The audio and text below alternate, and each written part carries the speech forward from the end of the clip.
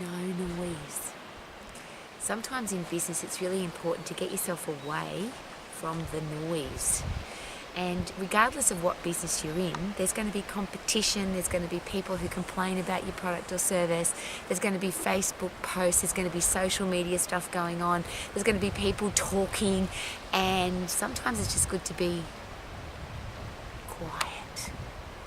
Listen for the things that, if there's too much noise going on, you can never hear. Listen for the positive things that people say about your business. Listen for the happy things that are going on inside your head. Think about the big, brilliant ideas that you could be implementing into your business if you got away from the noise. So, shh.